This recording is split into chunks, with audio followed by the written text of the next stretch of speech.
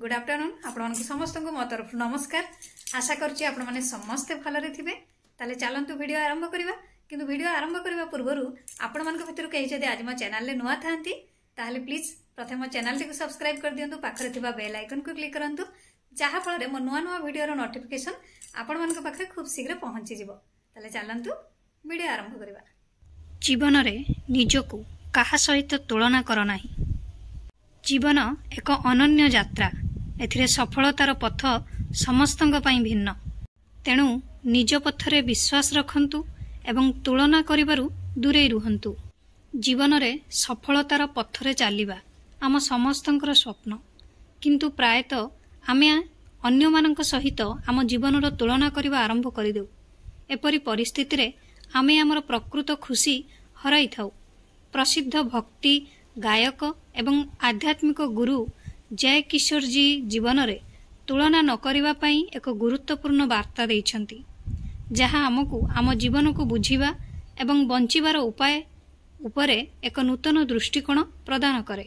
जय किशोरी जी थरे तांकर एक प्रवचन रे एही विषय उपरे बहुत आकर्षणीय भावरे कहिथिले।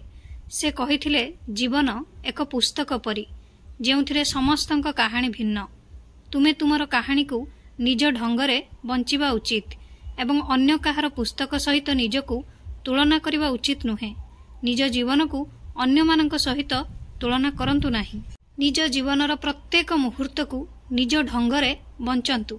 से एहा मध्य व्याख्या करथिले जे जेपरि परीक्षा रे समस्त छात्रंक पई समान प्रश्नपत्र थाए एवं किछि छात्र एहाकु कॉपी करि पास करंती, किंतु जीवन रे एमिति हुए नाही।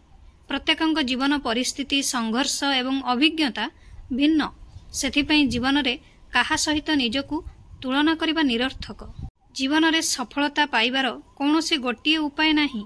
प्रत्येक व्यक्तिंक जीवनर पथ भिन्न एवं एहा ही तांकु अनन्य करिथाए। आमे आमर परिस्थिति एवं आमर क्षमता को आधार करी आमर यात्रा को देखिबा उचित। अन्य लोकंक सफलता किंबा विफलता द्वारा निजर सफलतार विचार करिबा भूल। आम पई जहा ठीक ताहा आमर सफलतार चाबिकाठी होई पारे। जय किशोरी जी कहंती जे आमे काहार चिंता न करी आम जीवन को पूर्ण भावरे बंचिबा उचित। प्रत्येक दिन निजको बुझिबा एवं निज पथ अनुसरण करिवार एक नूतन सुजोग। तुमर जीवनर प्रत्येक मुहूर्त को निज ढंगरे बंच। अन्य काहार सफलता देखी निजको छोट अनुभव कर नाही। जेतेबेले तुमे निज पथ अनुसरण करिवो तुमे प्रकृत खुशी पाइबो।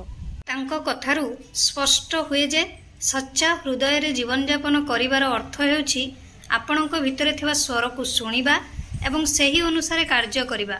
आमको निज यात्रा रे विश्वास रखिबा को पड़िबो एवं अन्य काहार पथ अनुसरण करिबारु दूरे रहिबा उचित, कारण आम निजस्व जीवन पथ सबुठार मूल्यवान। आशा करुच्ची आपण मानक वीडियोटी भल लागिथिबो। जदि भल लागिथाय ताले निहाती लाइक कमेंट शेयर सब्सक्राइब करदेबे।